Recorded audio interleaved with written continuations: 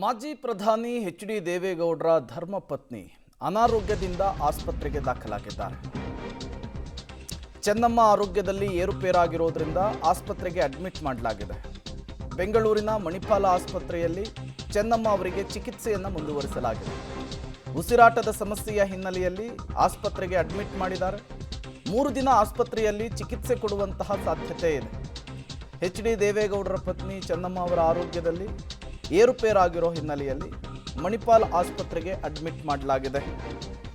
ಈಗಾಗಲೇ ವೈದ್ಯರು ಕೂಡ ಮಾಹಿತಿಯನ್ನು ಕೊಟ್ಟಿದ್ದಾರೆ. ಚಿಕಿತ್ಸೆಯನ್ನು ಮುಂದುವರಿಸಲಾಗಿದೆ ಅಂತ ತಿಳಿಸಿದ್ದಾರೆ. 3 ದಿನಗಳ ಕಾಲ ಚಿಕಿತ್ಸೆಯನ್ನು ಕೊಡಬೇಕು, ಅದಾದಮೇಲೆ ಡಿಸ್ಚಾರ್ಜ್ ಮಾಡ್ತೀವಿ ಅನ್ನುವಂತಹ ಮಾಹಿತಿಯನ್ನು ಕೊಟ್ಟಿರುವಂಥದ್ದು. ಈಗ ಆಸ್ಪತ್ರೆಯಲ್ಲಿ ಚೆನ್ನಮ್ಮ ಅವರಿಗೆ ಚಿಕಿತ್ಸೆಯನ್ನು ಮುಂದುವರಿಸಿದ್ದಾರೆ ವೈದ್ಯರು. ಡೀಟೇಲ್ಸ್ ಕೊಡೋದಕ್ಕೆ ಪ್ರಕಾಶ್ ದೂರವಾಣಿ ಸಂಪರ್ಕದಲ್ಲಿ ಜಾಯ್ನ್ ಆಗಿದ್ದಾರೆ. ಪ್ರಕಾಶ್, ಈಗ ಹೇಗಿದ್ದಾರೆ ಚೆನ್ನಮ್ಮ ಅವರು? ಏನು ಹೇಳ್ತಿದ್ದಾರೆ ಡಾಕ್ಟ್ರು?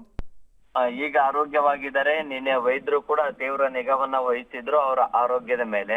ಸೊ ನಿನ್ನೆ ಸಂಜೆ ಇದ್ದಕ್ಕಿದ್ದ ಹಾಗೆ ಉಸಿರಾಟ ಸಮಸ್ಯೆ ಕಾಣಿಸ್ಕೊಂಡಿತ್ತು. ಕೂಡಲೇ ಅವರ ಕುಟುಂಬಸ್ಥರು ಮತ್ತೆ ಸಿಬ್ಬಂದಿಗಳು ಕೂಡ ಕೂಡ್ಲೇ ರಾತ್ರಿ 10-10:30 ಸುಮಾರಿಗೆ ಆಸ್ಪತ್ರೆಗೆ, ಅಂದ್ರೆ ಅಷ್ಟರ ಒಳಗನೆ ಬಂದಿದ್ರು. 10:30ಗೆ ದೇವೇಗೌಡರು ಕೂಡ ಬಂದು ಅವರ ಆರೋಗ್ಯವನ್ನ ಕೂಡ ವಿಚಾರಿಸಿದ್ರು. ಈಗ ಏನು ಅಲ್ಲಿನ ವೈದ್ಯರು ಕೂಡ ಒಂದು ಪ್ರತ್ಯೇಕ ತಂಡವಂತ ಹೇಳಿ ರಚನೆ ಮಾಡಿ ಮತ್ತೆ ಅವರ ಆರೋಗ್ಯದ ಮೇಲೆ ಕೂಡ ನಿಗಾವನ್ನ ವಹಿಸಿದ್ದಾರೆ. ಸದ್ಯಕ್ಕೆ ಅವರ ಆರೋಗ್ಯ ಸ್ಟೇಬಲ್ ಆಗಿದೆ. ಸೊ ಹೀಗಾಗಿ ಯಾರು ಕೂಡ ಆತಂಕ ಪಡುವ ಅಗತ್ಯ ಇಲ್ಲ ಅನ್ನುವಂಥದ್ದನ್ನ ಕೂಡ ವೈದ್ಯರು ಹೇಳಿದ್ದಾರೆ. ಸೊ ಹೀಗಾಗಿ ಈಗ ಅವರ ಆರೋಗ್ಯದಲ್ಲಿ ಯಾವುದೇ ಸಮಸ್ಯೆ ಇಲ್ಲ, ಸ್ಟೇಬಲ್ ಆಗಿದ್ದಾರೆ.